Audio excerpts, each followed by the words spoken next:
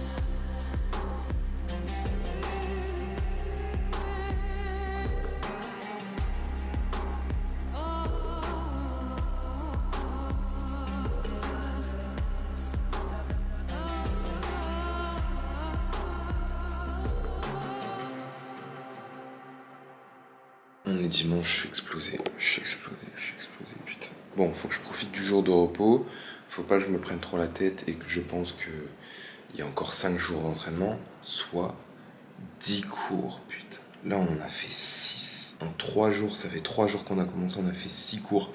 Et ici, les cours, c'est pas moi qui viens de la muscu, ça n'a rien à voir. Et même dans n'importe quel club, en France, même à Taïwan, quand j'étais à Taipei et que je m'entraînais à l'UFC Gym, ça n'a rien à voir. J'ai jamais vu des cours de boxe aussi cardio, aussi physique, aussi durs qu'ici en Thaïlande. Et même Baptiste, qui fait de la boxe thaï depuis 1 an en France, il m'a dit au premier cours, ça n'a rien à voir avec ce qu'il fait en France. Ça n'a rien à voir.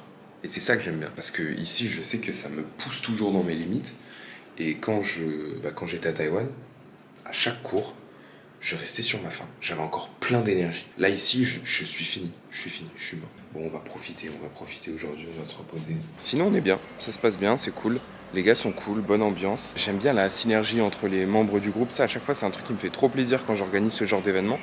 C'est de voir des gens qui se connaissaient pas avant que je les réunisse ici, bien s'entendre et rigoler ensemble. Ça, j'adore, ça me fait trop plaisir. Parce que c'est ça un peu le but de ce camp. Il n'y a pas que le Muay Thai, même si c'est une grosse partie, une très grosse partie, tout le monde devient plus fort, que ce soit dans la technique de boxe, dans le cardio ou dans sa forme athlétique en général. Mais il y a aussi le côté humain, créer des liens, passer un bon moment avec des gens, ça aussi c'est important. En vidéo parce que c'est incroyable. Ouais, ils sont hyper organisés. 2 gros poissons aux papillotes.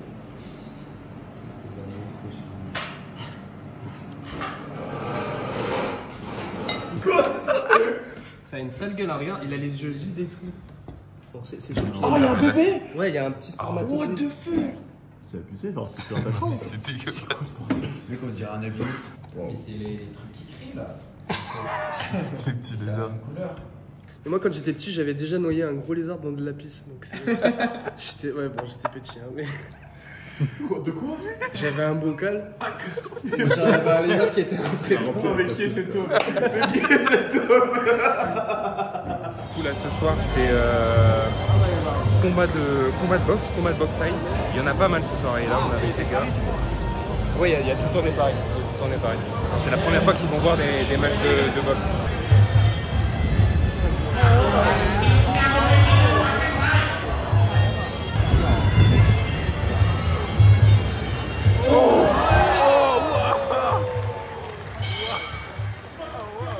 Attends, remonte-le un peu. La France te regarde, mec. Il est vraiment gros.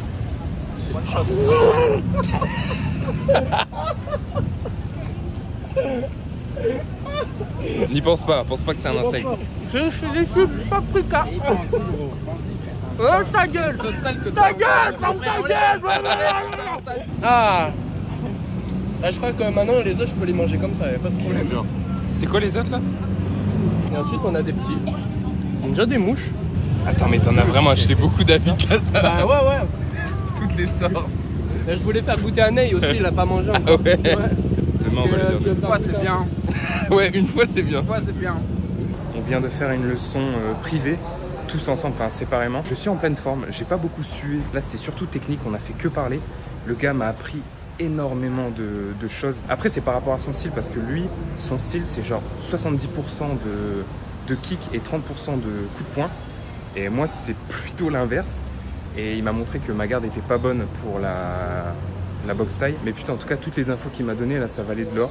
Je suis très content d'être venu ce matin. Et maintenant, le but, ça va être de reproduire ça dans les prochains entraînements, les prochains sparring. En fait, j'avais 2 grandes erreurs dans ma garde parce que j'ai encore du mal à m'imprégner de la garde au Muay Thai. Je sais pas pourquoi le réflexe c'est de me mettre plus en mode MMA. Du coup, j'avais la main avant qui était plus comme ça. Et ça, il m'a dit que c'était pas bon.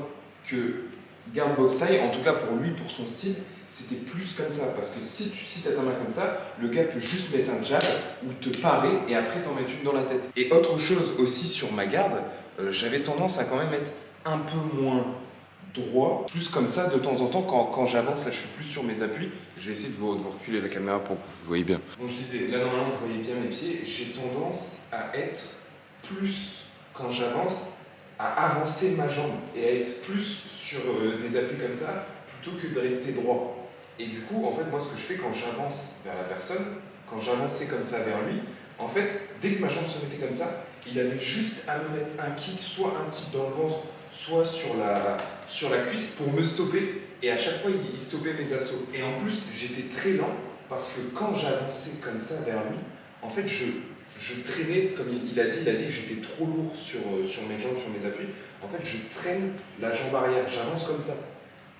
Mais en boxe taille, c'est pas comme ça. En boxe taille, c'est vraiment avec le rythme, c'est des pas comme ça. Bon, là, il m'a même dit que c'était des trop petits pas, il fallait pas hésiter à des fois faire des plus gros pas. Mais en tout cas, c'est des pas en fait. J'avance comme ça, avec les pieds légers. Pas en mode je traîne un truc lourd et j'avance vers lui, tac tac. Je suis vraiment fatigué là. En plus, je me suis explosé l'orteil à l'entraînement. Il reste plus que 4, 5 entraînements. Ce matin, je me disais, vas-y, il y a peut-être certains entraînements que je vais pas faire et tout. Mais parce que je dors pas beaucoup. Je galère un peu à dormir. À chaque fois, c'est ça. Quand je m'entraîne beaucoup, paradoxalement, je galère à m'endormir. Et voilà, et j'ai mal à l'orteil. Enfin, je peux plus prendre appui dessus. Du coup, c'est chiant, je peux pas bien m'entraîner. Et je me dis, peut-être les entraînements que je vais faire là, c'est un peu contre-productif. Enfin, c'est même carrément contre-productif. Mais mon ego me dit de continuer et que si j'arrête, je suis une... C'est toujours comme ça. Je sais pas où mon ego va me mener, parce que je sais que le mieux pour moi, c'est de freiner. Mais non, je me suis dit que j'allais faire les 10 jours d'entraînement de bootcamp avec les gars. Donc même si je suis blessé, même si je suis fatigué et que je dors pas, je me dis il faut que j'aille au bout. Parce que quand tu t'habitues comme ça à dire des trucs et que tu le fais pas, bah justement ça devient une habitude et tu le fais tout le temps. Et je sais que si là je termine pas tous les entraînements, ça va me porter préjudice pour mes prochaines aventures, mes prochains projets.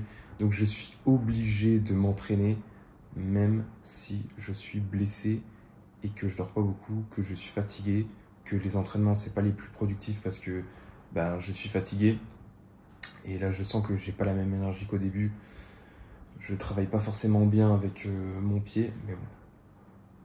Voilà, c'est la vie, c'est la vie, c'est la vie. J'avais une pensée aussi, il y a quelques jours, je me disais que profiter de sa jeunesse, c'est pas que faire des soirées et aller coucher à droite ailleurs, c'est aussi s'entraîner comme un bourrin, avoir des périodes où vraiment tu pousses ton corps dans ses retranchements, parce que tu sais que plus tard, quand ton corps va vieillir, c'est des trucs que tu pourras pas faire. T'entraîner 2 heures par jour en boxe taille, peut-être que dans 20 ans, 30 ans, 40 ans, c'est quelque chose que je pourrais plus faire. Mon corps sera plus capable de ça. Mes muscles, mon cardio, mon cœur, mes articulations. Du coup, j'en profite. Là, je me dis, même si c'est dur à chaque fois quand je m'entraîne 2 fois par jour, j'ai de la gratitude par rapport à ça parce que mon corps peut le supporter. Même avec peu de sommeil, c'est une machine. Mon corps, c'est une machine. Et je suis grave fier de ça, j'ai beaucoup de gratitude et ça aide à faire les entraînements aussi. De me dire, profite de ta jeunesse, vraiment. Le cuisinier nous a encore préparé un repas fantastique. On a du poulet, du riz avec des noix de cajou et des raisins, pommes de terre type un peu curry, ça va être excellent. Mais avant de manger, les gars sont en train de préparer un bain froid avec des glaçons qu'ils ont achetés. Ils ont acheté plein de glaçons. Je crois que j'en ai perdu un, les gars.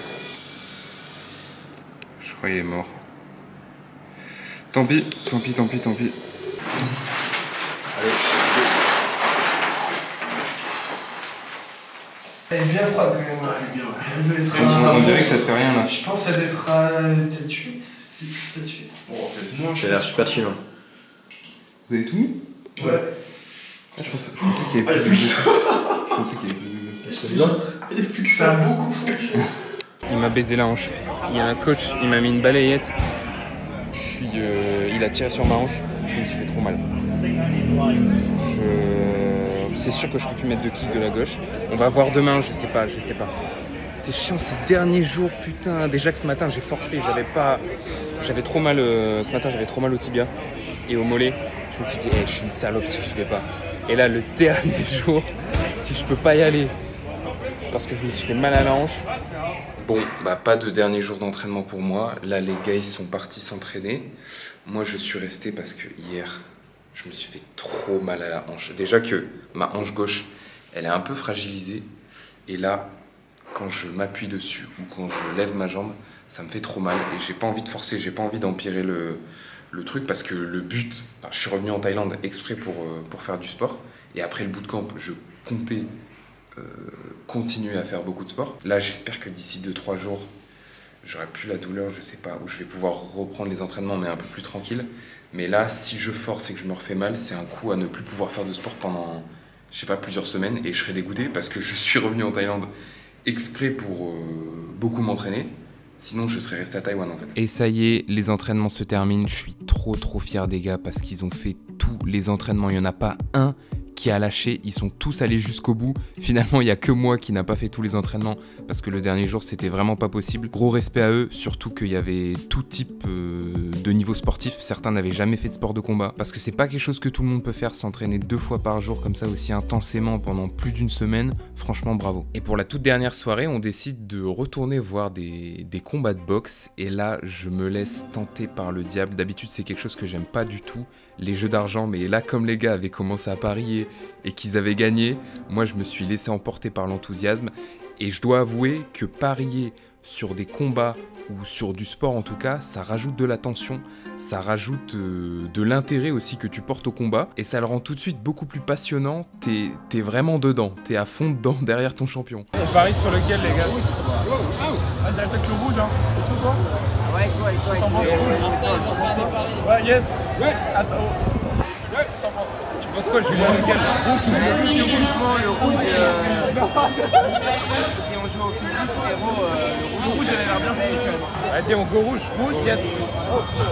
Yes, red, yes. Me red. Ah, red. No. You red. Ah, ok, no. Et à cette partie, ils veulent pas du tout qu'on parie sur le rouge, ils nous laissent pas choisir en fait, et on se dit quand même que ça cache, bon ça cache peut-être quelque chose, peut-être qu'ils connaissent le mec, ils savent qu'il a l'avantage, mais on décide quand même d'y aller, de parier pour le beau jeu, pour fêter la dernière soirée, mais il n'y a pas beaucoup d'espoir quoi. Ok, blue.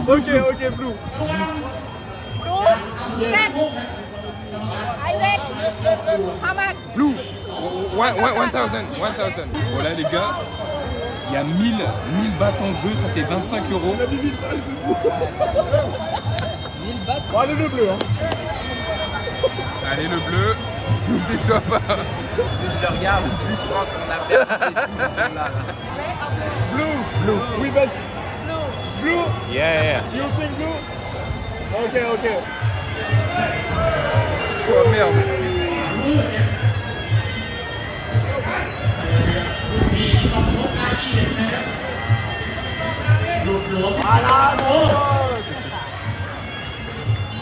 Voilà, ouais, remets ton short. Voilà.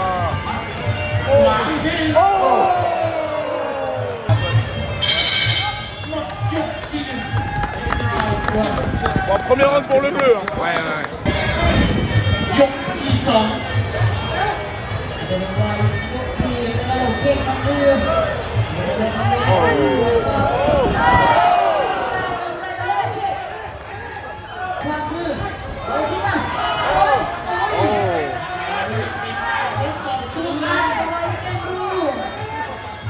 Je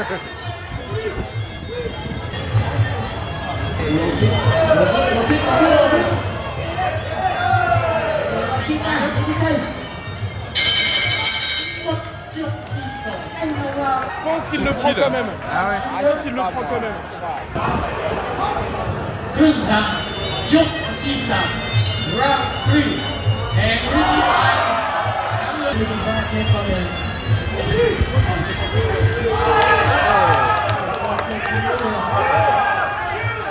Il prend pas de dégâts.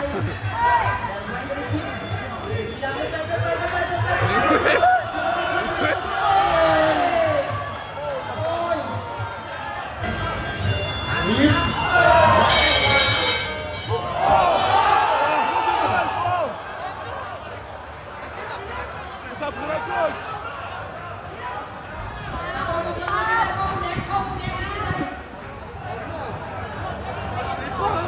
Moi je l'ai, ah, il peut pas continuer comme ça. Ah non, ça se passe comment normalement dans ces conditions? Bah là, normalement, c'est disqualification. Et victoire du coup, enfin, soit no contest, soit victoire du coin bleu. Ah, et genre il va repartir après un KO là. Ouais, c'est une blague. Ils vont le faire repartir là. C'est des malades mentaux, c'est pas. Regarde, il va repartir là. Il va. Oh, le soldat. Wow, le Wario.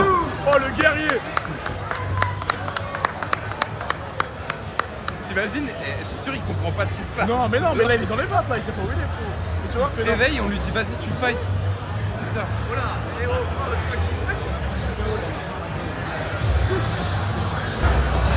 Come on, come on, let's go, let's go.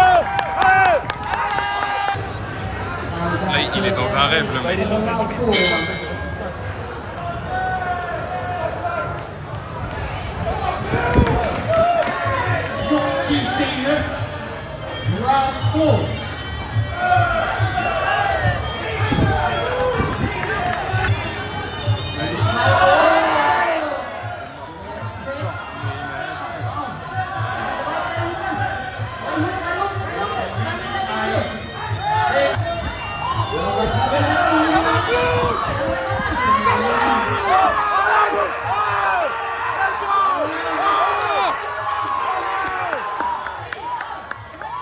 Come on, Blue! Let's go!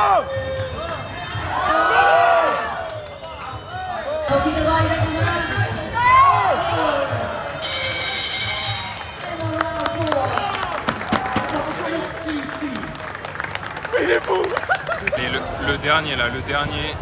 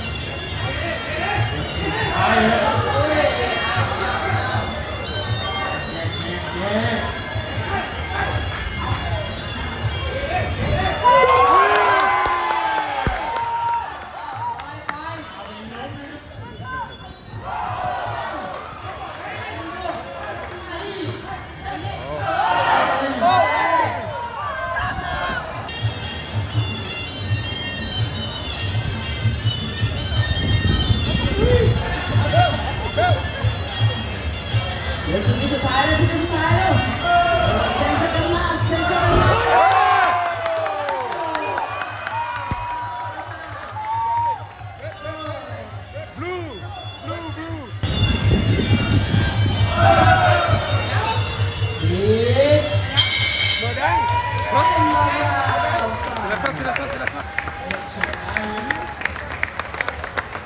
Wow. Oh là là, ça... Qu'est-ce qu'il fait le juge là? Il lui donne un petit papier. Oh là là.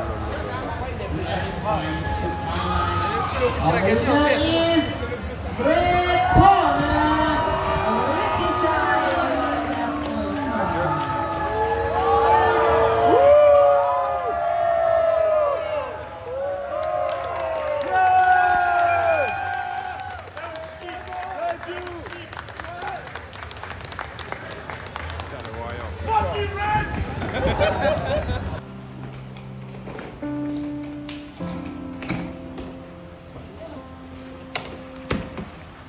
Salut, à bientôt. Ouais, à bientôt mec. Ciao. Bon vol. Yes, merci. Merci beaucoup. T'inquiète, ça fait plaisir. Ciao. À bientôt. C'est pour tout, hein. Ouais, t'inquiète, ça fait plaisir. Salut les gars. Ça y est, c'est terminé. Déjà 10 jours, c'est passé tellement vite. Je me suis rendu compte d'un truc là pendant ces 10 jours, c'est que avoir des responsabilités, ça rend heureux. Ça augmente la confiance en soi, ça augmente l'estime de soi, ça donne du sens à ses actions. J'étais trop heureux là, parce que j'avais d'énormes responsabilités. Et j'ai l'impression, là, je vous le dis, je vous le dis comme ça aujourd'hui, bon attention, on va se calmer quand même, mais sur le moment, je me sentais hyper puissant. J'avais une sorte de truc en moi qui me disait, bah là en fait t'es le boss Paolo, parce que t'as énormément de responsabilités, donc comme je vous l'ai dit, ce sentiment-là il va de pair avec l'estime de soi et la confiance en soi. J'avais énormément de confiance en moi, et en plus à côté de ça, j'avais aussi confiance en mon corps, parce que je faisais les 2 entraînements par jour, et en plus de ça, je faisais les 2, j'organisais l'événement, et j'assumais les 2 entraînements par jour, et franchement là, après cette expérience, j'ai ce sentiment que tu me mets n'importe quel problème, n'importe quelle montagne à gravir, je vais y aller, mais sans aucun souci. Après ce que j'ai fait là, je peux tout faire. C'est le sentiment que j'ai aujourd'hui. Et ça fait du bien, putain, ça fait trop du bien. Et en plus, cerise sur le gâteau, c'est que ça s'est bien passé. J'ai fait en sorte que tout se passe bien, que l'organisation soit au poil de fesses, que tout soit carré. En plus, les gars ont adoré.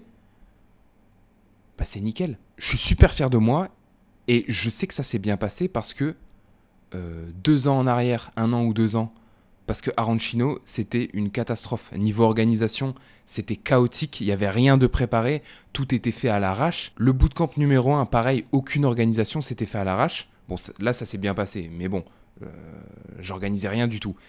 Et c'est parce que j'ai eu ces expériences précédentes qui se sont mal passées qu'aujourd'hui, j'arrive à faire un truc correct. Sur le moment, bah, ça fait pas plaisir quand tu fais un projet et que ça foire et que tu te rends compte que t'es pas à la hauteur, que t'as pas bien préparé le truc. Mais, vous voyez, 1 an, 1 an et demi, 2 ans plus tard, bah, j'ai appris les leçons et ça fait que maintenant, quand je fais un projet de la sorte, bah, ça fonctionne, c'est bien organisé, c'est carré et les gens kiffent. Et j'ai un autre truc aussi à dire avant de vous laisser, c'est que je me rends compte qu'à chaque fois que je vis comme un athlète, c'est-à-dire quelqu'un qui, dans ses journées, ne fait que s'entraîner, donc qui s'entraîne 2 fois par jour, et normalement, c'est juste manger, dormir, s'entraîner, manger, dormir, s'entraîner. Quand j'ai ce train de vie-là, j'ai toujours quelque chose en plus de très gros à faire. Quand j'étais à Copenhague pendant mon premier camp de Muay Thai, tous les soirs, je faisais du montage vidéo. Là, pendant ces 10 jours, je faisais le camp, 2 entraînements par jour, et en même temps, j'organisais un événement et je devais tout gérer à côté. À chaque fois que j'essaie d'avoir ce quotidien d'athlète, qui est très difficile, je me rends compte que c'était quelque chose que je fantasmais un peu auparavant, quand j'avais ma période League of Legends. Vous allez dire peut-être que ça n'a rien à voir, un sportif et un joueur de LoL, mais c'est le même train de vie, c'est-à-dire que toute ta vie tourne autour de l'entraînement. Tu fais que t'entraîner, manger, te reposer. Et moi, c'était une vie que je fantasmais. Je me dis, putain, en fait, ce style de vie, il doit être pas mal. Et je l'ai jamais vécu jusqu'à ce que j'aille à Copenhague faire mon combat de boxe. Là, j'ai eu la vie d'un athlète et je me suis rendu compte que...